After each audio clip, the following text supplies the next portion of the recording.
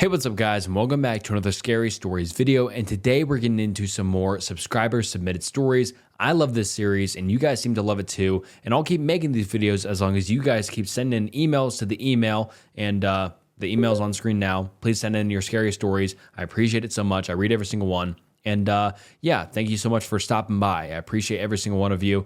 You're the best, and please like the video and subscribe to the channel. It helps more than you know. And today's stories are so scary. Each one gave me goosebumps. Each one was scary. Each one was frightening. And I'm gonna be honest, you're gonna want to stick around. I appreciate you all, like I said. And without further ado, let's get into some frightening, scary stories. Hi Snook, I hope you're well. My name is Agustina. I know, odd name. I've been following your channel for some time now, and I've really become keen on these stories you have shared with us. That's why I decided to share one with you, which is really odd to me even nowadays. And it's true. This happened 15 years ago. My uncle was building a house in what used to be a remote area in the countryside. Up until this point, he had built something that looked like a small house meant for holding parties. No beds, just a huge table, a kitchen, a bathroom, and a couch all in one space. This house, not so, is made almost entirely of glass. This is important. It will make more sense soon. Almost right next to this place, he was building a much more sizable house. However, he finished what was going to be his room first, in the first floor, while the ground floor was left unfinished for a long time. My mom and I used to sleep in that room in the first floor, while the ground floor was locked with a piece of wood. That's all the safety we could count on. One day, almost a year after my grandma passed away, she used to love this place. One of the reasons why my uncle bought this land and built a house here to begin with. We were sitting outside, my mom and I, in the porch of this unfinished house. Our idea for the evening was to play Scrabble, like any other night, given that we were alone. My uncle was on vacation, my dad was working, and my brother was with our cousins in their house for the summer. We set the table for the game, and on the board, once we were ready, we started taking some keys randomly to start playing. I don't know if the rules are all the same everywhere, but to start playing, we needed to take 7 letters, something we did without looking, chilling while talking with my mom. She never looked at her letters while talking, but was automatically setting them before looking to them, and think of that word to create. My native language is Spanish, so I'll explain what's coming so everyone can understand. Once my mom looked back at her letters, she turned white and suddenly stopped talking. When I asked her what was wrong, she turned her letters on me, and the word ciudado looked back at me. Mind you, this word means danger or beware in Spanish. My mother didn't make this word. She never took a look at her game. We both went silent, unable to stop looking at it. I've already mentioned my grandma before. The truth is that, since she passed away, we've all gone through some unexplainable episodes in this place. It's like she has been around this house since she left. What was happening at that moment felt like yet another of these events. What was she trying to warn us about? We immediately turned vigilant, paying more attention to our surroundings. My uncle's house had no fence, and in front of us there was a river, which was lacking tons of water at that moment, given the lack of rain. Behind that river, there were the mountains. After what felt like a couple of minutes, we heard some steps in front of us, which of course made us jump in our seats.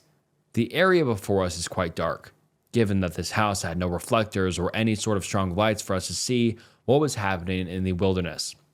My mother yelled, "Who's there?"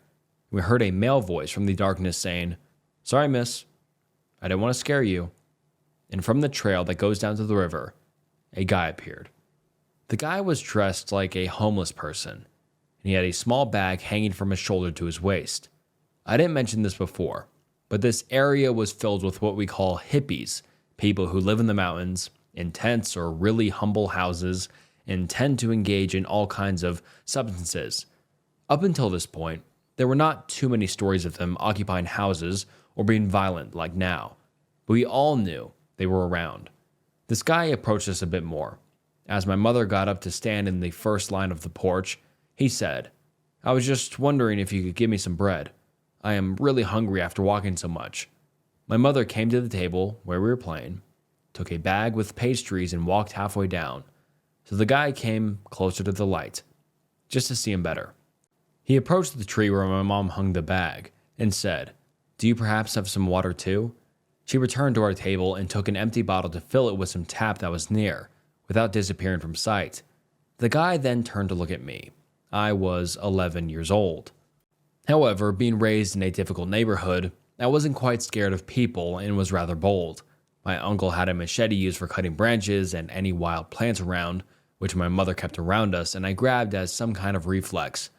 Once my mother returned to meet this guy with the water, the guy looked at her and said, "So, you two are alone here?" By just writing this, I still get goosebumps like the ones I got back then. I felt shivers fall through my spine after hearing that.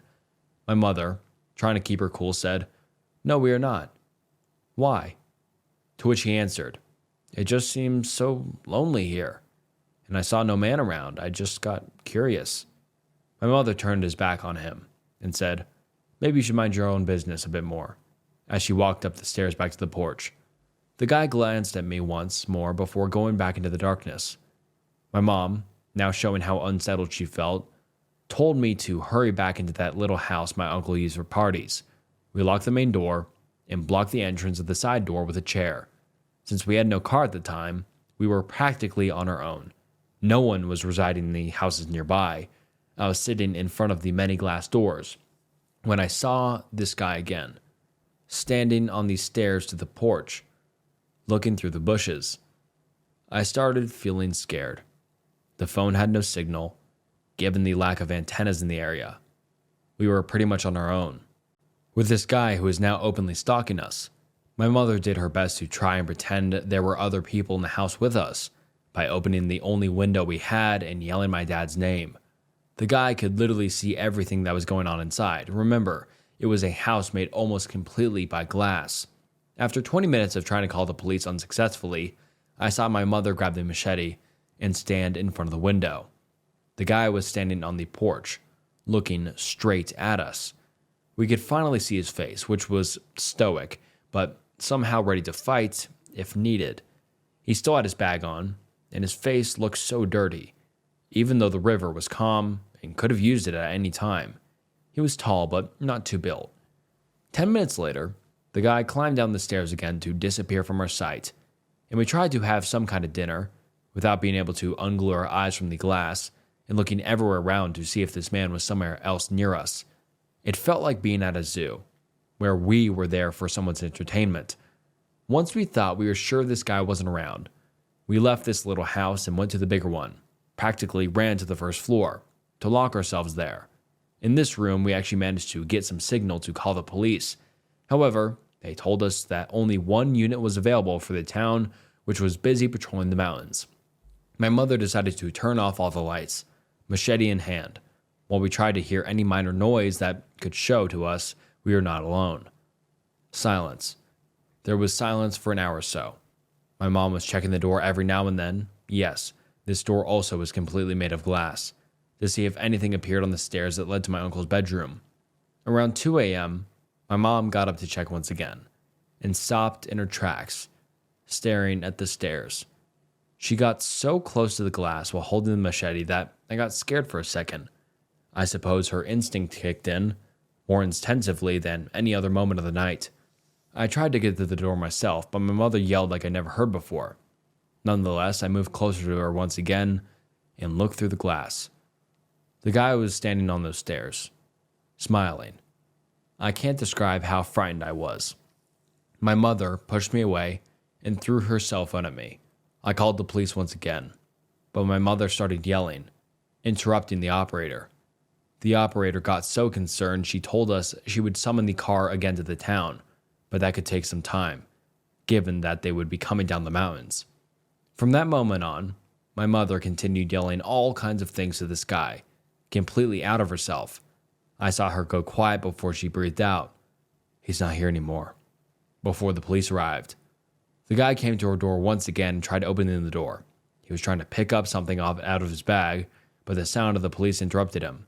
He ran out of the house, while the police opened the front door to the yard and heard my mother as she opened the window from the bedroom. "The guy was up here now. Get him!"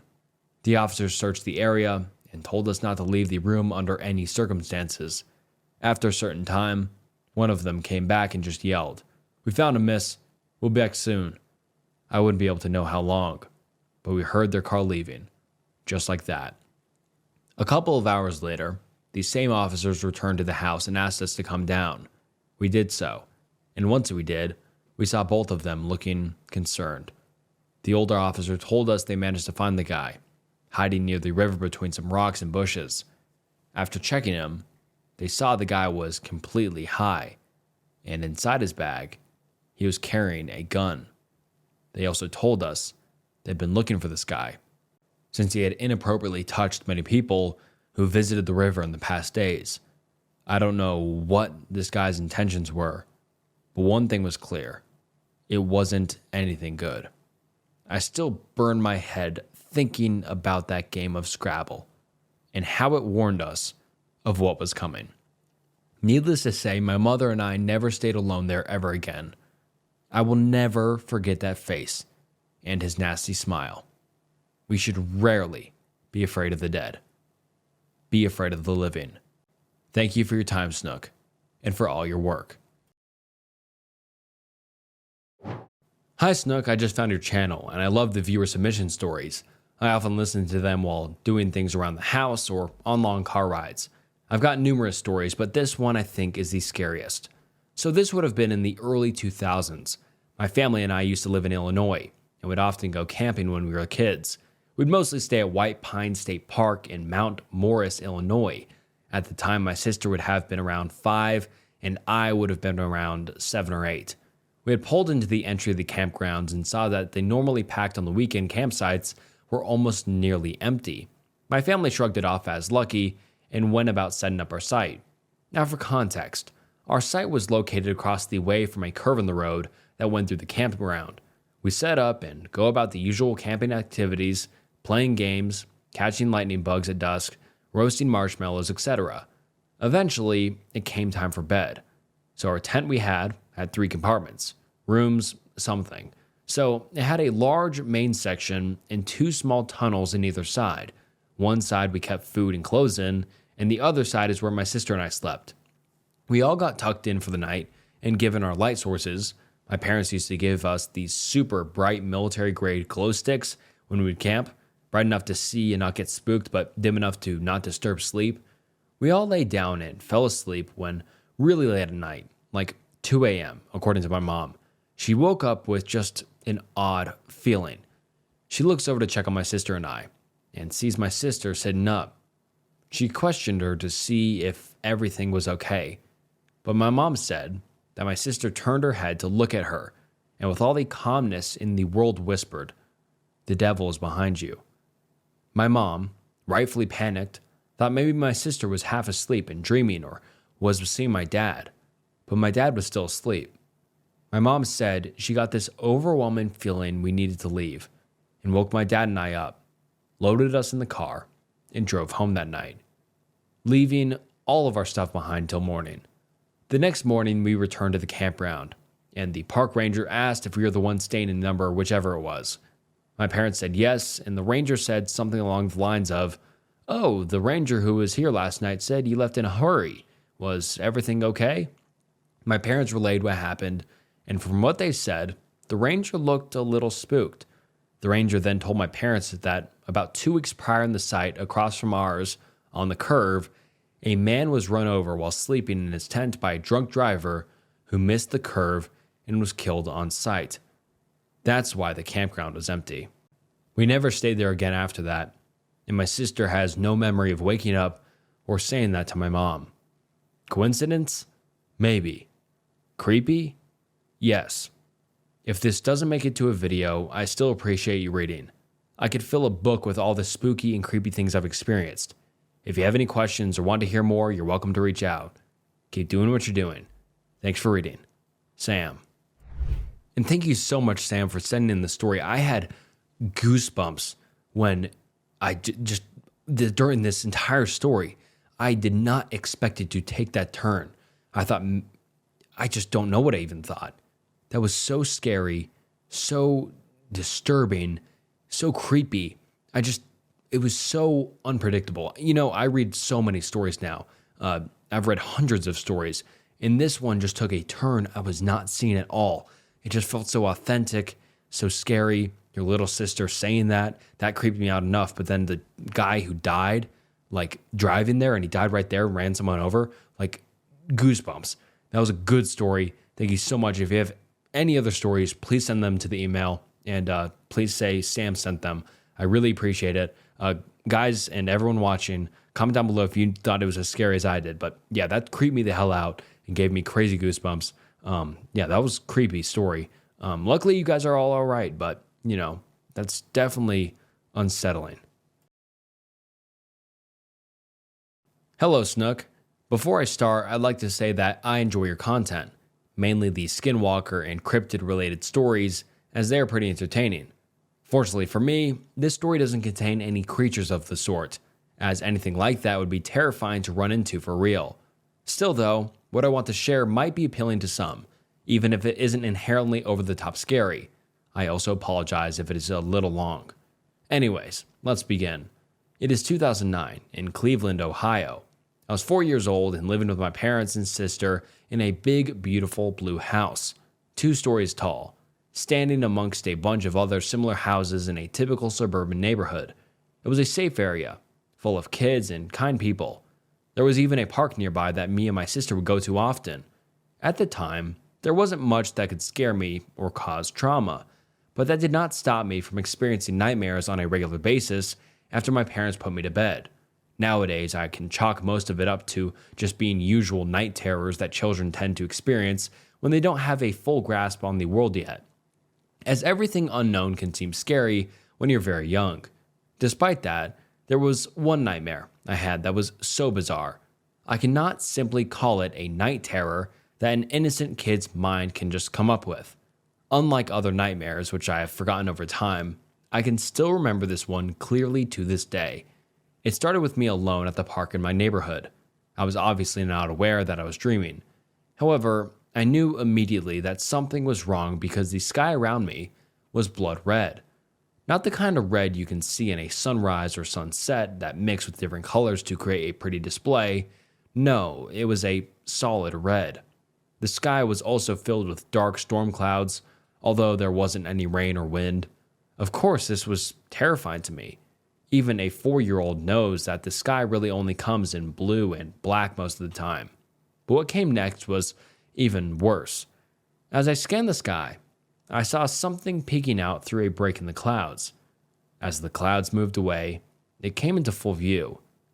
It was the sun, much larger than it usually was and pitch black in color, almost like a full solar eclipse but missing the orange outline. Once I saw it, I was quickly filled with dread, like I knew something was very twisted and evil about it in the sky that surrounded it. I looked around for anyone that could help, but there was no one. Panicking, I began to run, hoping to get back to the comfort of my house. As I ran, it felt almost like the sun was watching me, like it wanted to hurt me. As I was halfway to my house with tears streaming down my face, a car suddenly pulled up to me. It was my grandma, someone who I loved dearly because of her kindness and carefree nature. But in this dream, she was acting serious because of the current situation, strikingly different from how I usually saw her. She urged me to get into the car, and I took no time doing so, relieved to be with her. We made our way back to my house, and after being reunited with my family, I barreled my way up to me and my sister's room on the second floor. Hiding away up there only quelled my fears a bit, as I knew the sun was still out there. Before I woke up, the last thing I remember doing was staring out the window, looking at that sun in fear, terrified of what was to come. Looking back, I can say with certainty that 4-year-old me was not aware of the existence of solar eclipses or their portrayal in religious/spiritual media. I'm not really religious, only believing in God and not paying much mind to biblical events, but maybe that was the dream was about. I've only really told my close friends and family about it, and one of my friends did mention that it sounded like something out of the Berserk manga series. Another thing to mention is, my mother claims that I've woken her up multiple times about the same black sun dream, even though I do not recall experiencing it more than once. I also stopped having night terrors sometime afterwards. But the weirdness did not stop there, as both my parents reported seeing me sleepwalking when I was younger, which I also eventually stopped doing. Anyways, I think that's all I have to say about it. Snook, if you see this, thank you for reading. Once again, I apologize if it was a bit too long of a story. Alex. Just want to say, I love your videos, and they have prompted me to send this story. I love having your videos on as background noise and just listening to them on their own sometimes, as your narration is so calming yet spooky at the same time. This is mainly based around sleep paralysis, which probably could have just made up the entire thing, but in the moment, it felt so scary and real. Also, if you read this, sorry, it's so long. No worries. This happened a few years ago. One day, I was out shopping at a charity/antique shop, which to me felt difficult to breathe in, but others said they could breathe in just fine.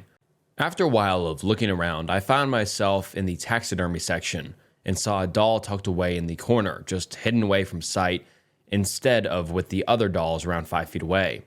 For some reason, I felt compelled to this doll and bought it. I brought it home that night and nothing was wrong. I cleaned her up and then placed her next to my bed. That night I woke up in sleep paralysis, which I had like once or twice before I bought this doll. When I looked over, I see this old lady shushing a crying child on the other bed in my room. And for whatever reason, the doll seemed to be looking at me. I don't know if this was just because of the sleep paralysis or if I had moved it in my sleep. Safe to say, I quickly shut my eyes and fell back asleep since I'm not about to stay awake and find out what happens next. The next day, I had to go back to my mother's and brought the doll with me. I set it up on a shelf across my room and made sure it wasn't facing directly at me. I don't know why, but I could never seem to get rid of this feeling that something was always looking at me. I kept repeatedly having sleep paralysis after that. Nothing too special, just not being able to move and being surrounded by darkness. However, about a week after, I had the worst sleep paralysis I've had yet. When I woke up, I didn't realize I was in sleep paralysis, so I got up and walked to the door, only for my hand to phase through the handle. When I grabbed it, I looked back over to my bed and see myself sleeping on it before seemingly teleporting back to my bed. I do the same thing again, still having this weird out-of-body experience, but instead poke my head outside the door, only to be met with pure darkness and the sense of dread. I quickly moved back into my room, and when I turn around, I swear I could see the doll staring at my body in bed again. However, now there was also this large black mass of a creature made of arms and legs, quickly crawling to my body. But I darted back and somehow woke up before it got to me. I moved out of that room for a while because it had gotten flooded, which it had never done before I got the doll. Now I'm back in the room and I'm feeling the same sense of dread and constantly feel like I'm being watched, but every time I think about getting rid of the doll, I just get the feeling that if I do, something terrible will happen. So now, I don't know what to do. Hello, Snook. I just want to say that I love your videos. You narrate them so well, and I hope you reach your goal of subscribers. Anyways, into my story. This took place a while when I was around 5 or 6, so me and my little brother, who I think was 3 at the time, were just messing around in the basement. At the time, we had a fairly large bouncy house. It's okay to be jealous. So we were on the bouncy house when my brother had to go upstairs to do something. I said something like, okay, go then. For some reason, the light was flickering, which was kind of creepy, not gonna lie. I was on the bouncy house when I heard something. It kind of sounded like someone was trying to talk to me. So I turned off the bouncy house and heard, clear as day, my dad say, Anna, come up here.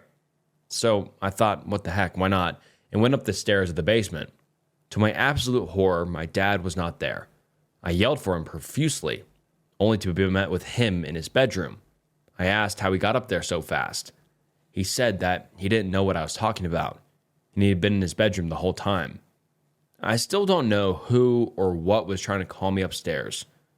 Anyways, thanks for reading. Hope this gets put in a video.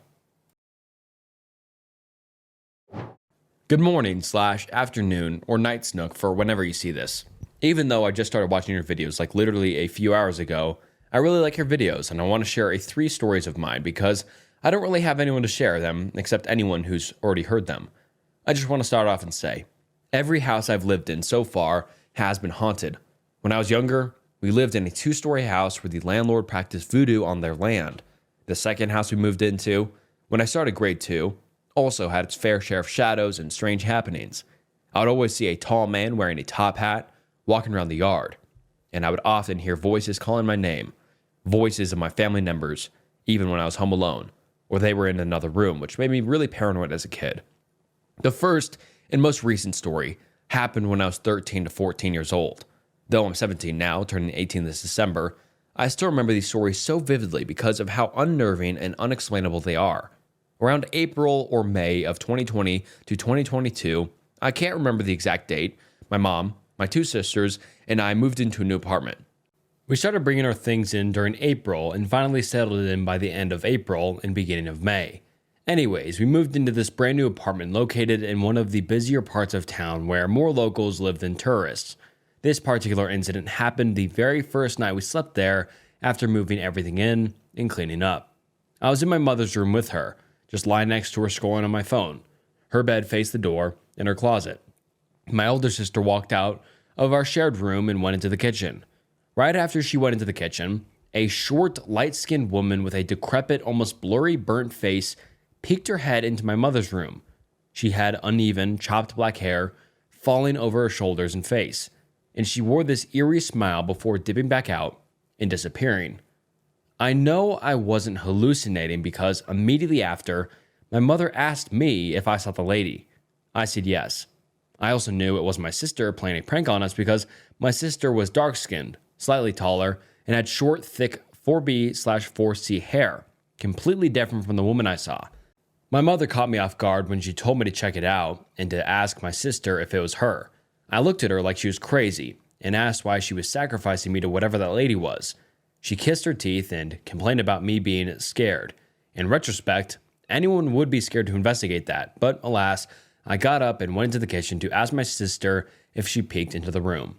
She looked at me confused and said, no. I felt even more scared and confused because if it wasn't her, then who was it?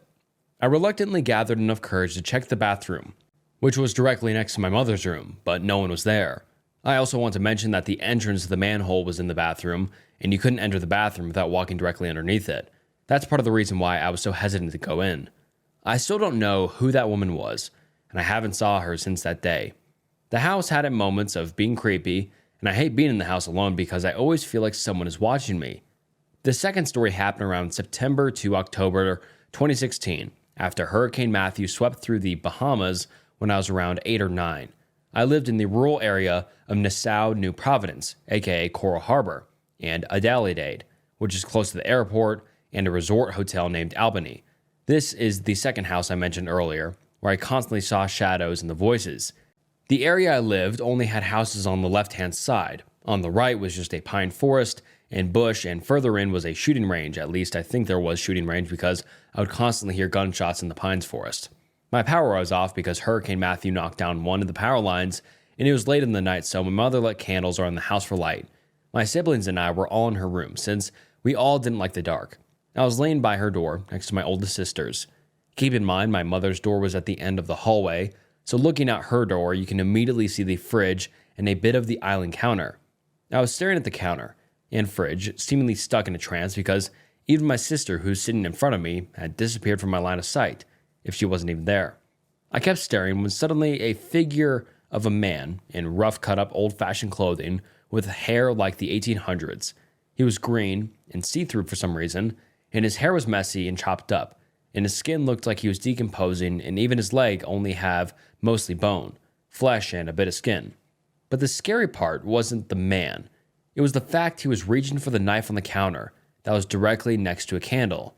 I was absolutely scared shitless and shot up scared out of my mind, seemingly out of sleep paralysis trance, and sister, who was actually still sitting in front of me, asked me what was wrong.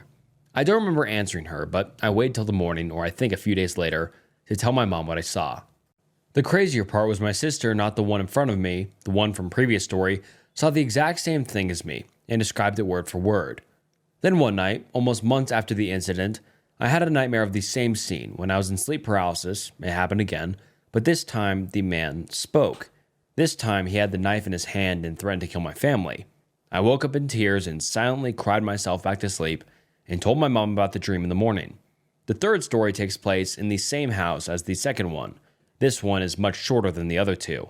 I was a bit older at the time, probably 10 to 11 years old. I don't remember the exact date or year, I just remember the details. It was the afternoon, and I was in the kitchen washing my dishes and I think making noodles when I looked out the window. The kitchen window looks out the bit of a front lawn, the cesspit, our garage, and the road. I was looking at the garage and the road when this white flowing figure appeared and was walking in the road from the garbage. It wasn't a garbage bag or a plastic bag because it was see-through and walked too much like a human. I stared at it, in confusion, in shock, as it just walked down the road before disappearing. To this day, I still don't know what that was. I saw, and quite frankly, I don't really want to find out. I have many more supernatural stories of shadow figures and voices, but the gift or curse I had of seeing them seemed to just disappear as I got older. Maybe because I became a bit skeptic as I got older, but I still got feelings of being watched when I'm home alone, and so I still hear the voices but rarely. It kind of makes me sad though, knowing I can't get that thrill of seeing the shadow people anymore. I encountered a monster in my backyard when I was 11.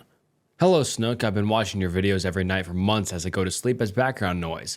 I've heard so many spooky true stories and decided it was finally time to send an experience of my own.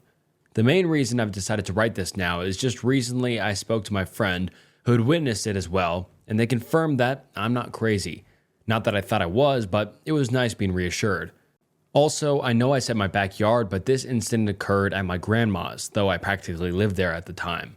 A fire had happened in the woods of my grandma's neighbor's backyard.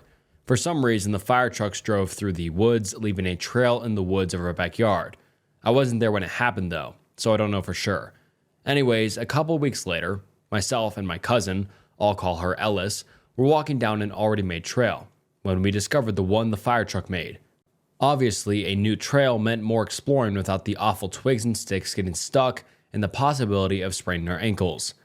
Now, the trail was made in a big U shape, so it had 2 entrances and exits. Myself and her explored the trail, finding some clothes, trash, and an entire carpet. Further on, we saw a huge weeping widow, secluded from everything else. This will be important later. Now, if you don't know what a weeping widow is, it's a tree slanted horizontally as if it's about to fall over. It's known for falling on women's husbands, thus the name Weeping Widow. Anyways, for a couple days we kept playing around together until one day we decided to go on the trail through the separate entrances for the extra thrill of being alone for half the walk. We did get that thrill. I believe I went in before her because she went to go to the bathroom or get water before entering. The walk is nice and scenic. I enjoyed walking through alone because it made me feel brave and I got the peace and quiet of being by myself. I liked being by myself, but that's when I heard twigs snapping to my far right. Obviously, I immediately brushed it off as a squirrel or maybe even a cat since we had lots of them. That was quickly debunked when I heard the snapping of twigs was rapid and getting louder and louder very quickly. I was a bit spooked, but I'm not one to assume very quickly. I'm known for being very stoic and can't be rattled easily. I was desensitized to the idea of horror because I watched it so much growing up. The noise stopped, so I called myself a coward for even stopping and giving it the time of day. I continued my walk, and a couple minutes later, when I saw something in the corner of my eye. It was this figure, a really big figure. I couldn't decide whether it was more animal or human-like, but that didn't really matter because despite that, it was big. It was behind a tree and scurried off when I looked at it. I still didn't overthink it. My mind plays tricks on me sometimes, so I just assumed it was that. Although at this point, I was getting a little paranoid and sped up my pace hoping I would pass by Ellis soon and continue the rest of the trail with her. To no avail. I was finally approaching the weeping widow when that's when I heard it again. The twig snapping, except this time it was much, much louder. It only took me maybe 3 seconds to realize that thing was only 20 feet away, if not less, and it was getting close. I ran to the weeping widow tree because it was the only tree big enough to possibly hide me, even though it was still an awful hiding spot. As I ran towards the tree, I finally saw it. It was made of skin, just skin. It was patchy and dirty. It was ugly. Its shoulder blades were above its head. It had a kind of a humpback. Its arms were long enough to touch the ground, and they were kind of triangular, like a bat's wing, or better yet, a pterodactyl wing. It was as big as a bear, and it had animal-like hind legs, and it used its arms mostly to run, like a gorilla. But this gorilla was on steroids and just speedballed a 5-hour energy, Red Bull, and washed it down with Adderall. It was fast. I hid behind the tree and stayed as quiet as I could. I peeked over and saw it sprint past and back into the dense woods. Now, I can't run. I have a habit of buckling my legs. It's happened 4 times, and 2 times injuring them badly. I'm asthmatic and anemic. When I tell you I ran for my life is an understatement. I wasn't scared of any hole I may step in. Hell, I'm pretty sure I forgot to breathe too, but that didn't even matter. Finally, I saw Ellis and ran up to her explaining we had to leave. I believe she had heard something, but don't see anything or think anything of it. The pure shock of seeing me spring knowing my conditions and seeing me actually frightened her, scared her enough to immediately listen to me, and we ran out of there fast. I don't think we've ever been back on that trail again. Now, it's too outgrown to go back on it, even if we wanted to, but I still wonder what it was exactly that I saw that night. Mothman? A skinwalker? Whatever it was, I hope I never have a dangerous encounter with it again. Anyways, sorry if this story was a bit shorter or not as frightening as the others, but it was my pleasure to write this anyways, and I hope you at least enjoyed reading it. Hey there, Snook. Call me Winnie. Before I start, I just wanted to say how much your videos mean to me between helping me fall asleep and keeping me focused during the workday. I love watching your videos, and please keep doing what you're doing. Even if this story doesn't get featured in one of your videos, I thought it'd be nice to get this off my chest anyway. Man on the subway. I live smack in the middle of New York City. Yep, the Big Apple. A lot of creepy crap goes down around here due to such a high volume of people in a small area and the prevalence of drug use over the past few decades. However, some things just happen to stick out and make you wonder what you might have just seen. My story takes place on the New York subway heading into Manhattan. It was the middle of the day, broad daylight, and I was on my way to Manhattan for a date. I was going to meet a guy I had started seeing pretty recently, and I was really excited. I was a bit nervous to be on the subways alone since crime in my area had spiked pretty drastically at the time, so I brought a friend along with me just for the train ride. We took the bus to the subway, and all was fine for about 12 stops. Then we had a transfer from our line to the Manhattan bound. The second we stepped off the train, the atmosphere shifted.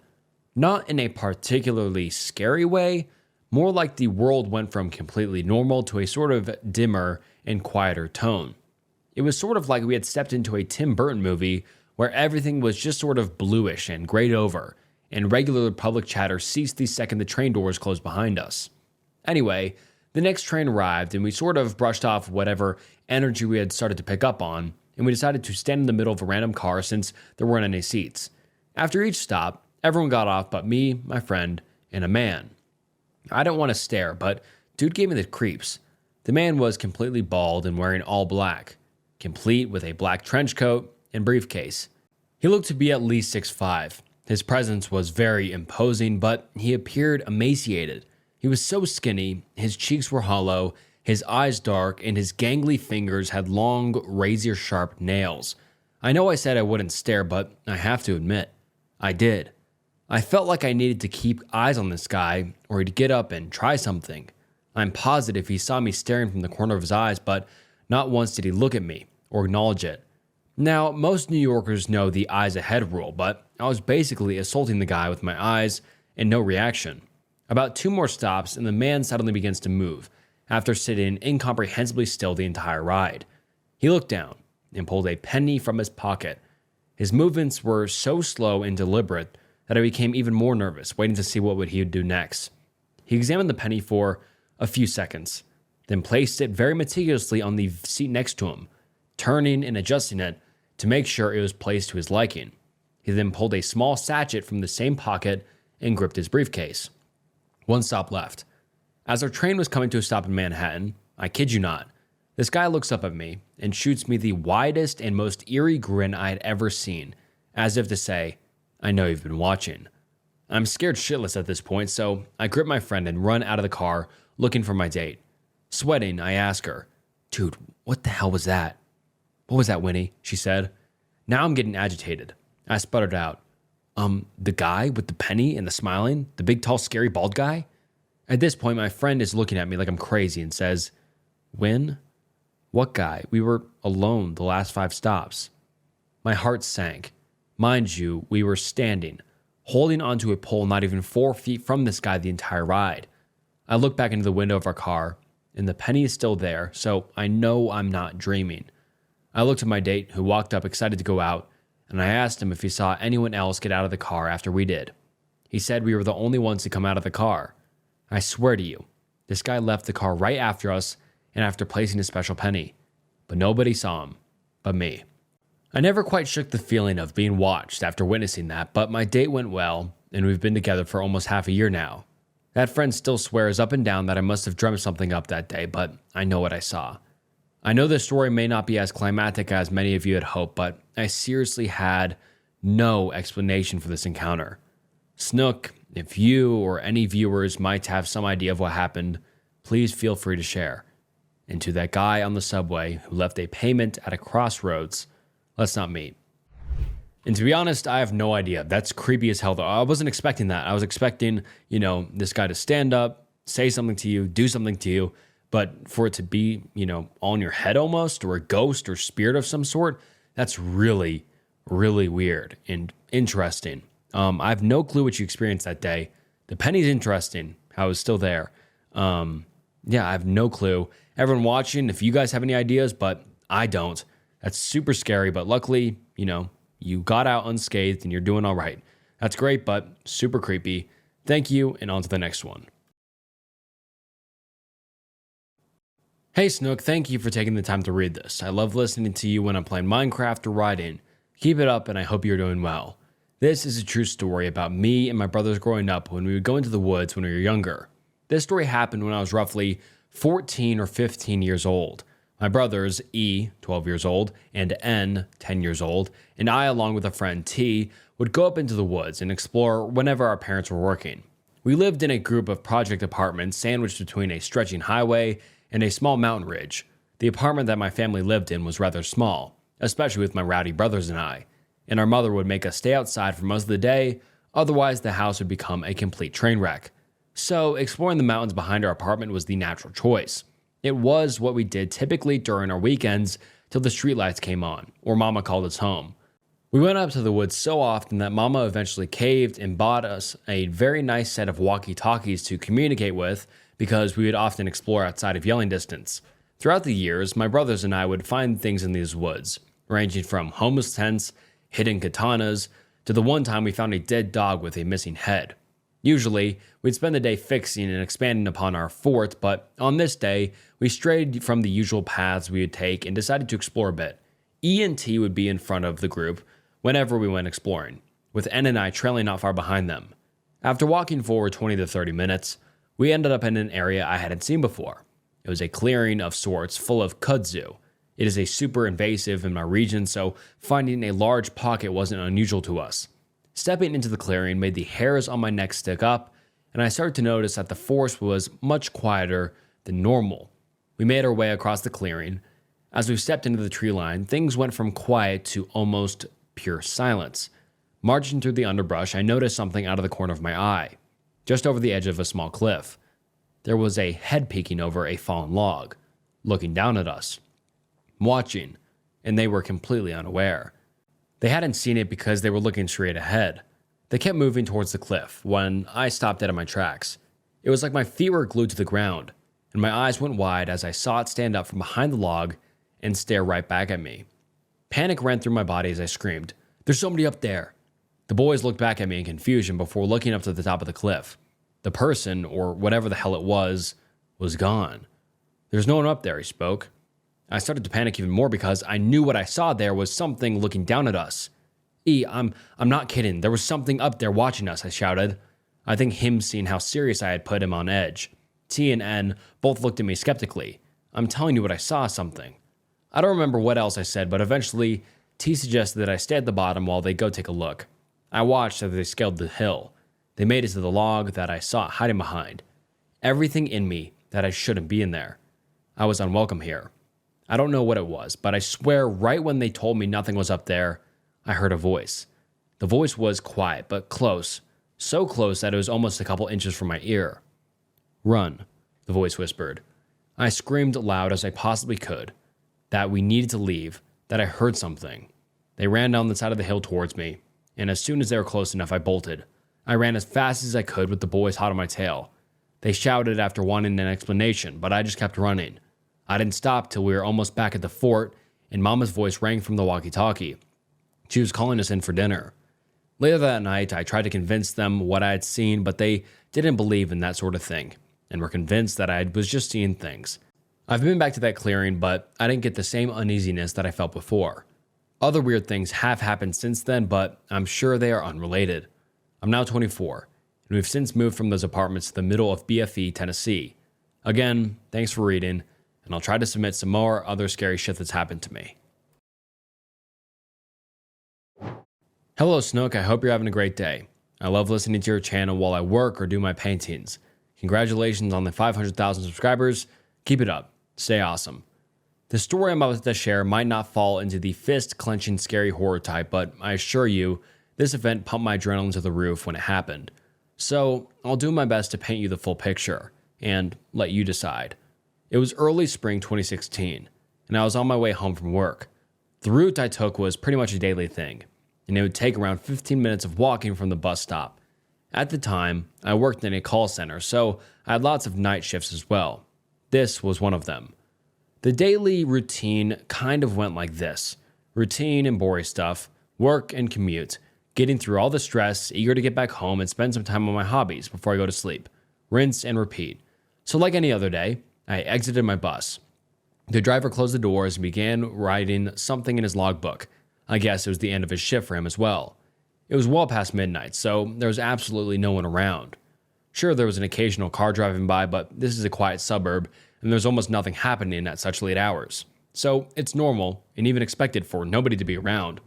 There were 2 local dogs, sleeping in their favorite spot, beside a fast food stand at the bus stop. I crossed the street. I started walking the sidewalk towards my neighborhood. The street was very well lit.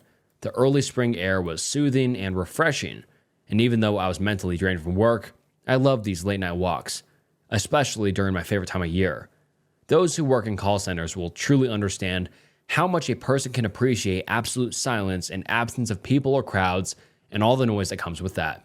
So, as I was enjoying and appreciating the silence and peace of the night, absorbing the gentle waves of trees in the wind, I caught a quick glimpse of 2 reflective dots, some 50 meters down the road. Before I could even process what I was looking at, this thing, this shadow, began sprinting towards me. And I mean full gallop, straight line directly towards me. It took me a second to realize it was a dog that was approaching me, and I was frozen in my place. My mind racing, what should I do? While the dog was closing the distance at full speed.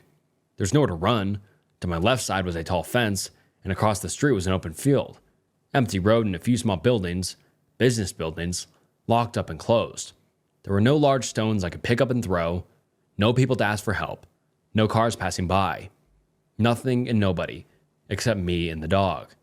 So, in the last brief moment I had, I reached quickly in my handbag and grabbed my keys, clenched them in a fist, preparing myself to stab him if I got jumped or bitten.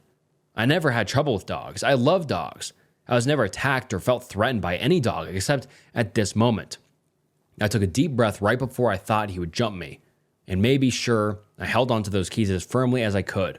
My other hand raised slightly to protect my neck or face, if it came to that. And so suddenly, there he was. Now, you need to understand just how hopeless this situation looked like. This dog was no ordinary dog. He was huge. I am average height for a girl, about 165 centimeters or 5 foot 4 feet, and he was well above my waistline, one of the largest dogs I've ever seen. What chance did I even ever have here? He could carry me with his teeth if he wanted to. His coat was black as the abyss itself, and the only sounds now were his claws on the asphalt, his heavy breathing, and my racing heartbeats. And then, he came right up to me, stood right there beside me. He started a deep, low growl, and then began the barking. Bone-chilling, hellhound level, nightmare fuel, monster dog barking. However, I was still intact. Stunned and overcome with fear, yes, but I was not attacked. The dog had his eyes fixated on something behind me. I turned my head slowly to look, but there was nothing there. I followed his gaze to where he was looking, and I couldn't see anything. The other 2 dogs at the bus station were still within my line of sight.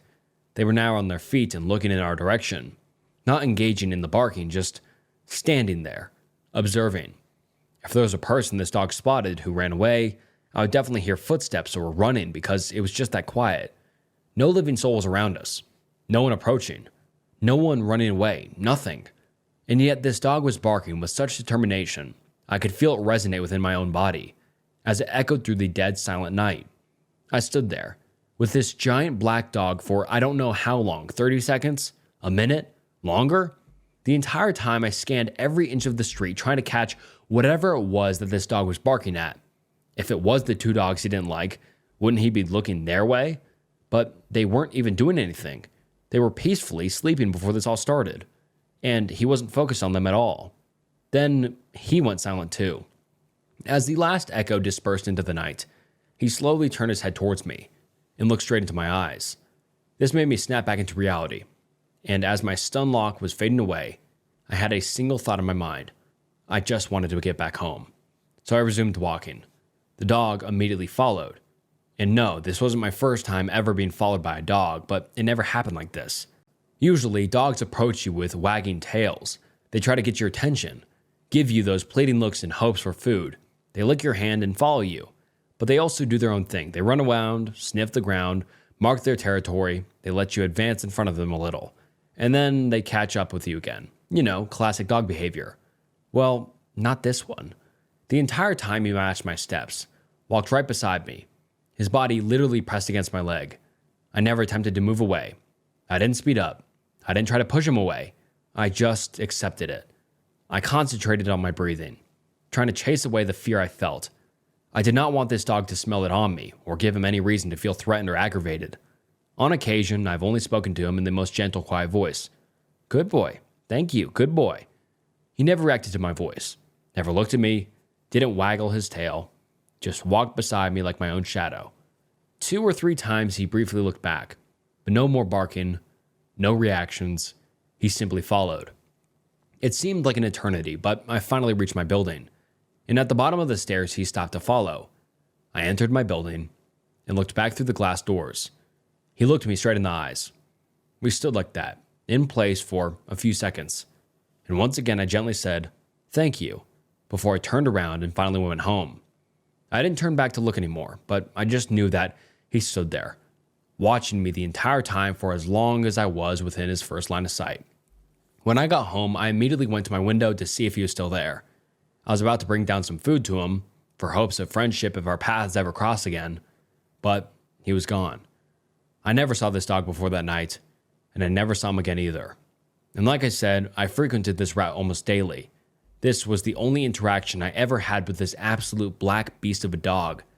When my thoughts calmed down, I realized I was being protected from whatever he saw that night. I will never know what it was because I swear there was nothing there, but he knew something, didn't he? Whatever it was, I will always remember that night and be grateful, as I'm sure my night could have taken a much darker turn if he wasn't there to be at my side. Thank you again, good boy. I hope you had a good life. And thank you all for listening. Be safe, always. Anna.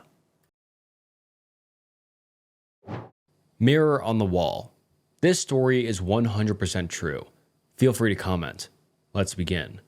From a very young age, I was always a bit strange, a bit peculiar. I was an extremely sick child. I almost died twice due to pneumonia and was diagnosed as a chronic asthmatic. My parents thought I wouldn't make it, but for whatever reason, I survived. I honestly don't know why I survived. I think about it often. Why did I make it when others didn't? It eats me up at times. Anyway, I have this theory. My soul was between both worlds, the living and the spiritual. When I fully came back to the living, something came back with me. I've always had a weird view of the world around me, seeing things others couldn't. I still do to this day, and I'm 31 years old. The first incident I can recall happened when I was around 5 years old. My parents and I were visiting my grandma at the time. I remember having morning tea with everyone at the table. I think my grandma had made homemade pancakes with jam and cream.